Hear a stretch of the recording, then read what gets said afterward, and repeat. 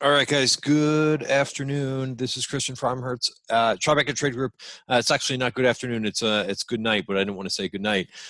Here's the risk disclaimer for this video.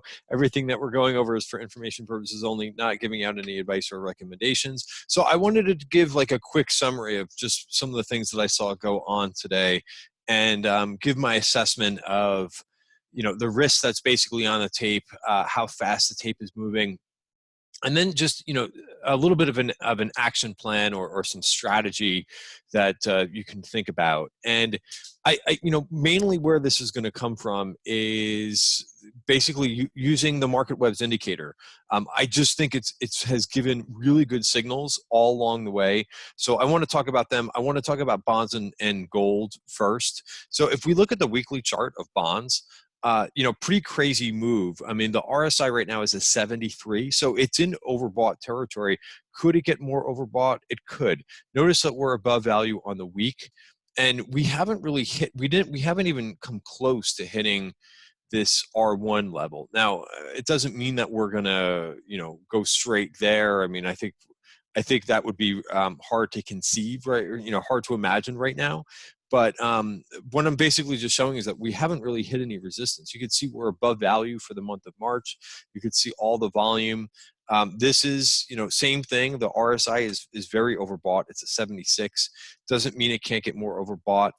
If you're looking for a level where this could get to in the short term, it could be 162.24. That's resistance one, R1. So keep in mind, very big move today. I think one of the biggest moves I've seen in bonds. I don't want to say ever, but it was moving. TLT moved about $1.50 in about 5-10 minutes. So I thought it was pretty ridiculous, the move there. And of course, the move in gold.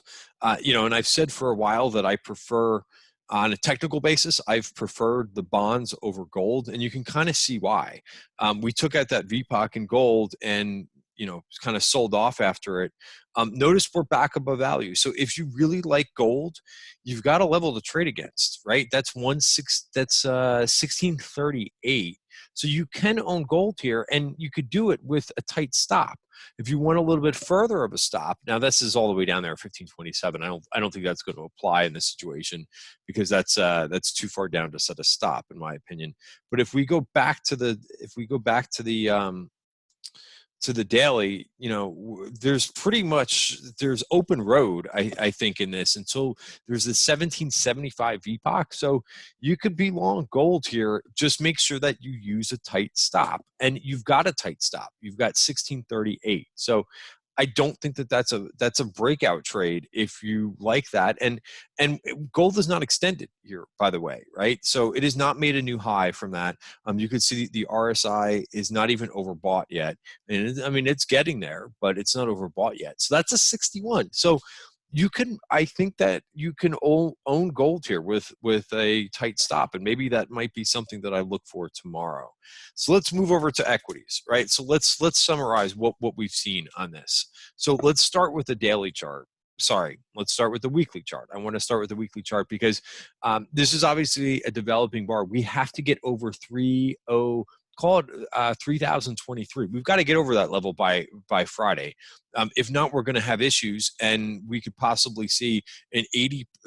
This could trigger the 80% rule, which means that we can come all the way down to 2779. So unless you're playing this market from the short side, if you're long and you're still somewhat bullish, we have to close this week over 3022.75. So we'll see if that materializes, but that's a great level to write down for the end of the week. Now let's just summarize what we saw basically today, and what we talked a little bit in the weekend video. You got the bounce that, if you were looking for a bounce, right, on Friday or yesterday, you got that, right? And you got it right into resistance. So do I think that anybody should be surprised that where the bounce failed? No, absolutely not. And I think if we go through stock by stock, you'll be able to see that most stocks could not get that were below value similar to this. They hit resistance. In this sense, the S&P hit resistance right at 3145. Right. If we go to the I want to talk about the cues, but like, again, how to trade this, right? If we use just the 1 hour time frame, here was your setup for taking along, and then basically taking targets all along. And I think that bottom of value going back to the daily was where you wanted to basically exit a short-term trade. So where are we now? Well, we're back at the bottom of value. So again, you've got a clean level to trade off of for tomorrow. If we're hugging that 29.67 level, then I think it's fine to try a trade. But keep in mind, this VIX right now he's almost hit a 40. So if you're going to entertain a trade, you've got to be really quick, because if there's going to be more headlines and so forth, you've got to make sure that you're taking targets, and you have to really make sure that you're protecting your capital. If we happen to go below 29.67, like, all hands off, I think, for me, in terms of short-term trading. So again, two different things, right? Investments versus trading. And I think if you're doing any option trading and so forth, I don't want to be long below 29.67 for the week, right? That's not a good place. We could be testing the lows if we break that level. So again, that's a really easy level to watch. And I didn't think, these value areas for the week, because the value area on the 1 hour is the value area for the week, and that's based on last week's price action, as well as volume action, as well as the time, which is a week. But it's a very large value area. So I don't think that you could try to play, and we talked about this already, but I don't think it's very hard to imagine that price was going to get all the way through to the top of value, given the size, right? This is 29.67 to 30. It's what, almost 300 handles. So that's a humongous move. All right, so NASDAQ. So same thing. We could use the Qs here, but very similar here, right? So weekly, we're still holding the top of value, so the trend is still intact. So again, different picture. We talked about in the weekend videos that the Qs were the stronger indice, technically. If you go to the daily chart, oh, look at that. Where did we stop? Where did the bounce stop? And again, this was all relayed in the trading room today. If you go to the CF commentary channel, I talked about, hey, this is a crucial area. And that's where we failed, was the bottom of value. So again, forget about all the noise on the tape. Now, that's going to move things around intraday, but it's a very easy way to set up your trade and say, hey, this is where I'm going to take this off. And, and being so disciplined right now in this market is important. All right, so that's what we have here. If you go back to the 1 hour, we could still fall a little bit here, further to 2020 or 204.82. Again, that's not going to tick right now because the market's closed. But also, if we look at the S&P on the 5-minute bar, this also gave you really clean levels to trade from today. Notice how we bounced around inside value. So this is where we started for the day. Notice there was a VPOC that was taken out, boom, we hit that VPOC to the upside. And this is a fresh VPOC. That's not something old. This is from last week. So again, I'm on the 5-minute chart, and each one of those value areas is for the day. But we hit that level out, and that was it. And we came in, we tested top of value, we bounced a little bit, and then the second attempt at breaking value certainly went down. Interesting, we did not go all the way down to value. Pretty darn near close, but look at the bounce. Where did it stop again?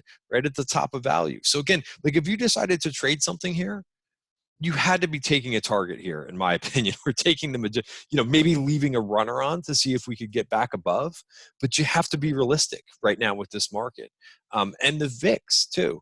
So again, it doesn't get any cleaner using the value areas for if you're being disciplined. If you're just trading on emotion, then you could just flip a coin. I think at this point. So the VIX, the one thing that I thought was slightly positive on the is that we did not close back above 40, right? And if we go to the daily chart, that's just a psychological level for me. And I think we don't want to take out the highs here either. So this could take a while, right? I mean, we could be bouncing back and forth with those value areas for, we just don't know. But I would think while this virus is still going around and they're still telling you about every single person who gets the virus in every state and so forth, that's going to weigh on the market. And I think if you look at the stocks that ran today, you go back to your Zoom was up again today. I mean, these are straight on the headlines, right? On basically nothing else. Zoom was up 3.9%. It is above value. They do report earnings this week. What did Gilead do today? I didn't even see. Gilead was actually down on the day. But you have this one, INO. So this is all running on headlines. I really don't think I don't think any of these names we're going to hear about a vaccine for a little bit. Maybe we'll hear progress about the vaccine, but I mean, come on, unless I'm missing anything with this name, but I think that's what this name was running on. So, you can, as soon as you start to hear more and more headlines, you could look at these names and you could participate in them, but it's just basically momentum on headlines that's moving this. I also just wanted to show a couple other charts in here. I have the advanced decline line, which has already come out. It takes hours after the close for this to come out, but I think we have this. We're at a crucial area in this too. This advanced decline line is at the 200-day moving average, which just basically tells you, exactly, stocks that are advancing versus declining. So we're going to be breaking this and notice this, the very small bounce from the day before, from Monday. The other one that I wanted to show you is credit spreads. More importantly, this is going to show you if there is any stress in the market. We're getting there. I mean, this is now, let's see, let me bring this up because I think it's important to kind of put this in perspective too. But I should be able to see, let's go 5 years out. That'll give you the 2000.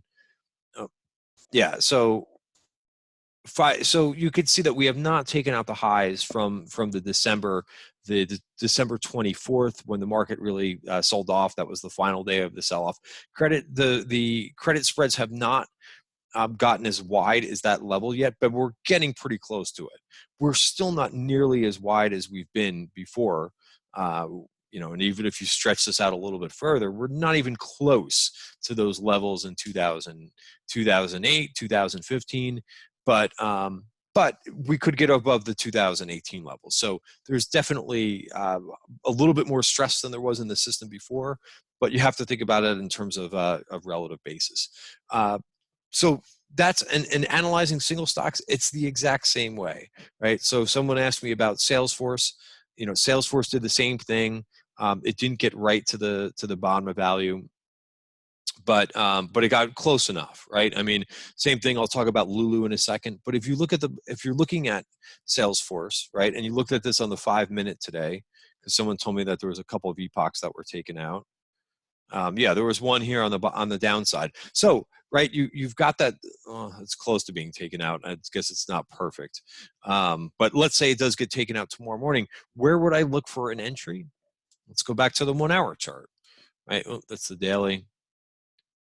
The 1-hour chart is right here. So I would not touch this thing unless it gets, and by the way, I like how the VPOC was taken out here, but I would wait until basically 170.50. Give yourself a little bit of room, maybe a little bit more room than that.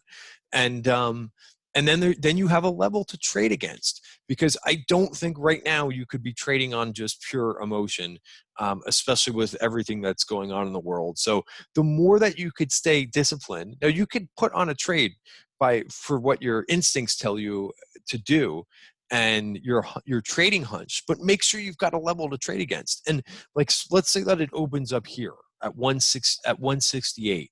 What are you sacrificing by waiting until it gets into value?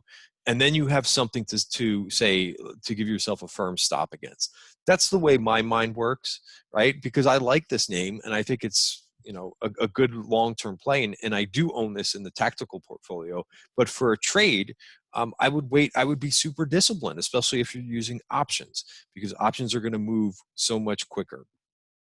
All right, guys. So, bottom line, I would take this market with the VIX back up here close to 40. just realize the risk that's involved right now, right? It's telling you how fast this market is moving and how much risk is basically, how much volatility the market is pricing in the short term, which is a lot. So I would like to see this get back to where we were in like the lower 30s. I would like to see it get below 30. I don't want to see this thing get is above 40. If it's going to be above 40, I'm going to move slower. I'm going to be trading less and doing less things, because that is a stop sign to me when I see the VIX get back above 40, and even further if we get above 50. That's basically just about a hands-off situation for me, right? Because you're not going to be able to trade options because they're going to be too expensive. And I think trying to sell premium, which is a good idea, but the market is just moving too fast once it gets over 50. So you need to think about that.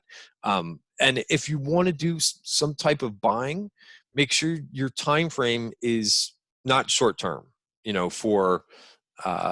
for investment purposes, right? Unless you can basically, get in and out of things very quickly. All right. So investment purposes, and you've got a long time frame and you can weather a storm, then it's a different story. All right, guys, again, not telling you what to do, not giving you any advice or recommendations, just basically telling you how I'm thinking about this market and how I'm trading it. Oh, I said I would go over the Lulu example. Yeah, so that was a trade that I put on yesterday, and I hit a couple targets along the way. And did I want to see this? Was I looking for a bigger level in Lulu? So where did this thing come down to? 227. Yeah, I was looking at the bottom of value for the month, and I think I had my alert out at like 336 and change. It didn't get there, so I had to sell some, I think, at 233, and then I think I took the rest off at 230 because I didn't get the 236 from what I was looking for. But let's see where this can go, as well as the market. It may do this right now, bing bing, back and forth. We just don't know, and that's why I'll go back to those levels on the 1 hour.